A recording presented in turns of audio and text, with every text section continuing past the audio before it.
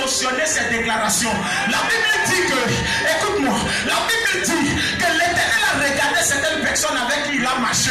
Il a donné des bénédictions. Il a béni ses disciples. Mais à un seul disciple, il a regardé et il lui a dit, je te donne les clés.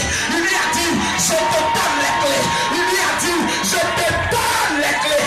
Bien-aimé, je parle pour disciples. Il y a une certaine catégorie de personnes et à eux, le Seigneur ne donne pas une simple parole. Il remet les clés.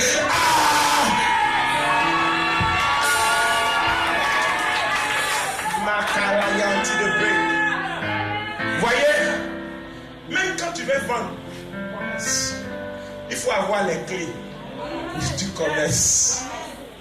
Alléluia. Certaines personnes se lèvent, ils s'en vont vendre. Mais tu n'as pas la clé de là-bas. Après, c'est pour revenir, tu dis ça ne marche pas. Où? Mais est-ce que tu es parti avec la clé? Parce que, regarde, essayons quelque chose. Vous êtes d'accord avec moi? Imaginons-nous que tu sortes d'ici aujourd'hui. Tu dis, tu vas à la maison, tu arrives devant ta porte et puis ta clé est perdue. Frère, tu fais comment? Alléluia. Tu arrives, tu te rends compte que tu n'as pas la clé. Malheur à toi si tu as un besoin pressant. Alléluia. Bien-aimé, réussir dans le domaine des supermarchés, il faut avoir la clé des supermarchés. Et dans le domaine, dans le principe des clés, c'est qu'il faut connaître le porte dans lequel tu es. C'est pourquoi certaines personnes rentrent dans les domaines, ils ne réussissent pas, ils échouent, ils font tout, bien qu'ils soient chrétiens, ils échouent, mais en fait ils ne savent même pas en face de quel genre de porte ils sont, alors ils ne connaissent pas la clé qu'il faut utiliser pour ouvrir la porte. À l'hôtel Ivoire, quand tu vas, il y a des portes qui ne sont pas des portes auxquelles tu es habitué à Yopougon ici. Il y a plusieurs types de clés en fait. Il y a des portes quand tu arrives, au fur et à mesure que tu t'approches, au fur et à mesure que tu t'approches, toi seul, tu touches rien. Il n'y a rien dans ta main. Mais quand tu avances, bien aimé, dans ce domaine de porte, le principe de clé, c'est toi-même. C'est ton avancée, c'est ta marche, c'est quand tu te lèves. Certaines personnes sont restées assises longtemps et espèrent que les choses changent pour elles. Certaines personnes sont restées couchées pendant longtemps et espèrent que la vie change pour elles. Ça ne changera pas aussi longtemps que tu es assis ou bien tu es assise. Il faut que tu te lèves car la porte qui est en face de toi a besoin de ton ombre. Ils ne comprennent pas encore. Regarde, la porte qui est en face de toi a besoin que tu actives le système de ton onction. Ce qui est en toi. Car dans ce domaine-là, qu'est-ce qu'il y a en toi? C'est ce qui est en toi qui doit parler en ta faveur. La porte qui est en face de toi a besoin de ton intervention, a besoin de ton activation. Personne ne viendra activer pour toi. Il faut quoi? Toi-même, ce qui est en toi. Je parlais avec des amis hommes de Dieu hier qui disaient que la vie est dure, il n'y a plus l'argent. Je leur ai posé une question, je leur ai dit d'aller réfléchir dessus.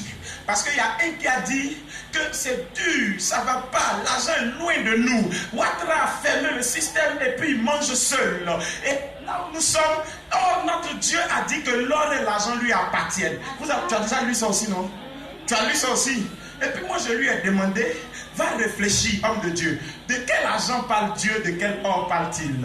Est-ce que c'est l'argent qui est dans ta main là, qu'il appelle son argent et son or qui est à lui? Non, je ne crois pas. Parce que la même monnaie que tu as dans ta main, bien de 10 000, tu bouffes ça en Côte d'Ivoire ici, tu prends. Tu t'en vas aux États-Unis, tu donnes là-bas, on dit, ça c'est pas qui, c'est pas l'argent. Ici, c'est pas l'argent. Donc, de quoi on parle quand on parle d'argent? Si tu penses que c'est ce qui est dans ta main comme monnaie, il y a un autre lieu sur la même terre où ça n'a plus de valeur. Là-bas, c'est autre chose qui a de la valeur. C'est pourquoi il y a CFA, il y a dollar, il y a euro, il y a Cedi, il y a Naira, il y a quoi encore? Yen. Maintenant, on est dans les monnaies numériques. Bitcoin, Quint, Léo Quint, ce qui est sur Quint seulement. Tout ça, ce sont des monnaies. Bien aimé, l'argent duquel il est question, c'est que tu dois connaître de quoi tu es composé. Car avant que Dieu ne te crée, la Bible dit que le principe de tous les hommes sur la terre avec lequel il est créé, c'est que Dieu a pris une partie de terre et il a formé un corps. C'est dans ce corps qu'il a soufflé son esprit. Bien aimé, toi et moi, allons-y nous poser la question. C'est pas avec le fer qu'on fait un certain nombre de choses. Le fer se trouve où? Dans la terre. Manganèse, bauxite, or, l'argent. Bien aimé, si tout est dans la terre et qu'on a pris terre pour te faire, pourquoi la personne qui me dit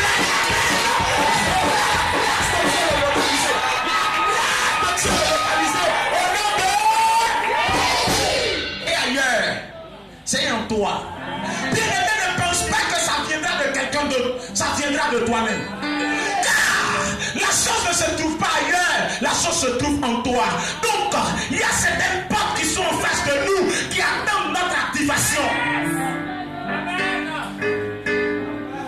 Bien aimé, je dis, il y a des portes.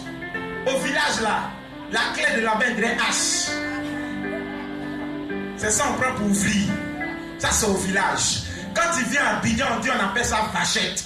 Ça c'est pour Abidjan. Mais quand tu sors un peu d'Abidjan pour aller quelque part d'autre, c'est plus clé dans ta main. C'est toi-même, tu arrives. Au fur et à mesure que tu viens, ça fait comment? Ça s'ouvre. Qu'est-ce qui fait que ça s'ouvre? C'est ta présence. C'est parce que tu es devant la porte là qu'elle s'ouvre pour toi. C'est parce que tu es là qu'elle s'ouvre. Mais qu'est-ce qui fait qu'elle s'ouvre? C'est l'ombre que tu dégages, la chaleur qui dégage de toi. C'est ta présence en face d'elle. C'est la sueur. C'est tout ce qui fait le potentiel de ta personne qui est dégagé, qui fait que la porte là s'ouvre. Mais la seconde chose que je veux te dire, il y a encore d'autres portes qui ne s'ouvrent pas quand tu approches. Non, il y a des portes qui s'ouvrent avec ton empreinte. Yes.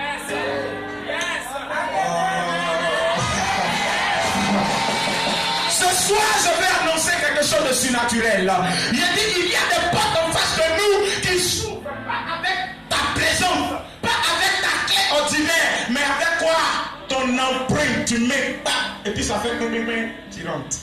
Vous n'avez jamais vu ça? Mais en quoi nous, ça nous concerne dans la maison de Dieu?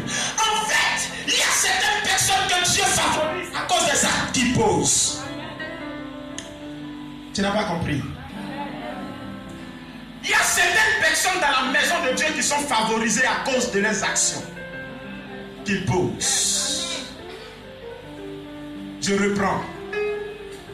Il y a certaines personnes dans la maison de Dieu que Dieu favorise à cause des actes qu'ils posent. On ne pose pas les actes avec la tête, on pose avec la main. Le Seigneur va te toucher. Il ne va pas utiliser son pied pour te toucher. Il ne va pas utiliser sa tête pour te toucher. Il dit la main de l'Éternel. Ézéchiel 37, c'est ce qu'on a lu tout à l'heure, non? Ça commence par quoi? La main de l'Éternel. Quand Moïse s'est retrouvé en face des prophètes de l'Égypte et qu'il a démontré que son Dieu était le plus fort, la Bible dit que les magiciens ont dit, cette fois-ci nous avons vu le doigt de l'Éternel. Ils n'ont pas dit la tête de l'Éternel, ils disent le doigt de l'Éternel. Je veux dire à quelqu'un que ton empreinte doit rester là où tu es.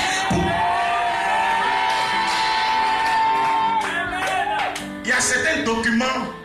Quand on doit te libérer, on dit qu'il faut signer. Tu prends pic pour signer. C'est pas ça? Mais il y en a d'autres. Il faut mettre ton empreinte. Demandez à ceux qui font passeport à faire d'empreinte. Ils vont vous dire de quoi ça parle. Alléluia. Il y a certains documents, il faut mettre ton empreinte. Bien aimé, tu es dans la maison de Dieu, ça fait 50 ans. Mais tu n'as pas ton empreinte sur les choses de Dieu. Et Dieu va venir te toucher. Quand le Seigneur va décider de toucher, il va prendre son document numérique et il vérifiera. Il verra qu'il n'y a pas ton empreinte. S'il n'y a pas ton empreinte, il agit comment pour toi? Les habitats de la Bible ne sont pas morts parce qu'elles ont posé des actions. Et quand le corps de Christ a vu ces actions-là, on dit même si elle meurt, nous on doit la faire lever parce que bouger. Parce qu'elle pose des actions qui vont sortir de l'ordinaire. Bien-aimé, le domaine dans lequel nous sommes maintenant, c'est qu'il faut que tes actions parlent pour toi. Ils l'ont regardé, c'était un roi, un bon roi. Et on dit, fais ton testament. Toi, tes jours sont comptés. C'est fini. Celui qui a parlé est un prophète authentique. Un prophète qui voit clair. Il a des yeux qui sont des lampadaires. Il a des oreilles qui sont prêtes au testament. Mais la Bible dit, le gars savait en face de quelle porte il était. Qu'est-ce qu'il a fait? Il a commencé à prendre sa main pour ouvrir. Il a commencé à prendre sa main pour ouvrir la porte. Il dit, Seigneur, souviens-toi, mon empreinte qui est là. Cette porte peut s'ouvrir seulement que par mon empreinte. Parce que j'ai fait, Seigneur, le mur qui est là-bas, c'est moi qui l'ai bâti. Seigneur, le clavier, c'est moi qui l'ai acheté. Seigneur, en ce moment où nous sommes là, c'est moi qui ai fait ça. Éternel, voici. En ce moment, la Bible dit, l'Éternel a commencé par retourner lui-même. Il a vu que la porte était ouverte. Il dit, allez, 15 ans à ta vie, 15 ans à ta vie. Je vais annoncer à quelqu'un que tes actions dans la maison de Dieu parleront en ta faveur. Les bonnes choses que tu fais dans la maison de Dieu ne sont pas vaines, mais parleront en ta faveur. Bien-aimé, j'étais allé intervenir à un programme de ce genre dans une église. Et l'homme de Dieu qui m'a invité était étonné. C'est qu'il y a un monsieur dans son église qui était professeur à l'université. Et le monsieur, quand on dit l'église a mal ici, il soigne. Quand on dit l'église a problème de ça, il fait. Quand on dit l'église a ceci, il donne. Quand on dit c'est lui, c'est lui. Dans tous les cas, il a sa main dedans. Et un jour, il y a un homme de Dieu qui est venu faire un programme. Et l'homme de Dieu a dit qu'il veut quelqu'un qui va venir faire une offrande de 100 000. Personne ne s'est levé. Personne. Et le monsieur s'est levé rapidement. Et il est venu. Pendant qu'il venait, il a entendu une femme dans la foule dire, lui il pense que quoi? C'est parce que sa femme n'a pas d'enfant, il cherche enfant, qu'il fait toutes ces choses-là pour se faire voir. Bien-aimé, c'est vrai, le monsieur a déposé, mais la parole là l'a marqué. C'est resté dans sa tête. Et ça fait que pendant des temps sur des temps, il a arrêté de demander à l'église. Ça a cassé son élan.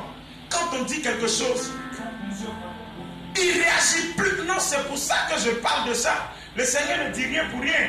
Donc, il ne réagit plus. Parce qu'on l'a choqué, on l'a frustré. Quand il donnait, il était motivé à donner. On a cassé sa motivation. Bien-aimé, le monsieur est resté jusqu'à ce qu'on m'invite pour un programme de restauration là-bas. Quand je suis arrivé, le Saint-Esprit est en train de parler de la grâce de l'enfantement. Et il y avait 2 femmes voisines. C'était ma première fois d'arriver dans cette communauté. Et j'ai commencé par parler, j'ai dit, quand Dieu, et puis j'ai libéré une affaire d'enfantement, la douleur de l'enfantement et la joie qu'il y a après que l'enfant soit venu. Et puis j'ai parlé en regardant cette femme. Et puis j'ai dit, non, toi, tu ne peux pas comprendre de quoi je parle parce que tu n'as pas expérimenté ça. Et puis je viens sur celle-là. Puis je dis, toi, tu me comprends mieux. Dans peu de temps, tu vas expérimenter ça. Donc là, les gens comprennent que j'ai changé de personne et la parole colle avec elle. Or, c'était la femme de cet homme qui donnait toujours, qui n'avait pas d'enfant. Et quand j'ai parlé comme ça, elle est tombée. Moi, je suis parti. J'ai continué. Les temps qui ont suivi, 3 mois, 4 mois, elle n'avait dit à personne, même à son mari, rien. On voit devant la femme, il y a quelque chose qui pousse, qui pousse, qui pousse. On sent qu'elle commence à prendre une autre forme qu'elle n'avait pas avant. Et là, il y a un garçon qui naît. Bien-aimé, le monsieur a pris son temps pour calculer tout ce qu'il n'avait pas donné depuis qu'il était frustré. Il a calculé, recalculé, puis il a soulevé, il dit, ça là, c'est crédit, je donne d'abord. Pour rattraper ce que je n'ai. Les amis, à un moment donné, nous servons un Dieu que nous ne comprenons pas. Donc, il ne faut pas te presser dans certaines choses, et puis il ne faut pas poser certaines actions que tu vas regretter après. Parce que quand lui va venir, tu ne comprendras pas ce qu'il viendra faire. L'agneau est resté attaché pendant longtemps. Il est là quand il pleut sur lui. Quand il y a soleil, ça le tape bien. Les autres viennent passer en lui disant où ils sont quittés et ce qu'ils ont mangé là-bas. Bien aimé, des jours arrivent, tu ne gagnes pas à manger. Mais ton frère vient et te dit, j'étais à la Riviera, j'ai mangé un burger. J'ai mangé shawarma. Millions. Quand il cause avec toi, net, il est là. Non, non, non, je ne prends pas 3 millions. Je veux 5 millions. Ah, quelle histoire.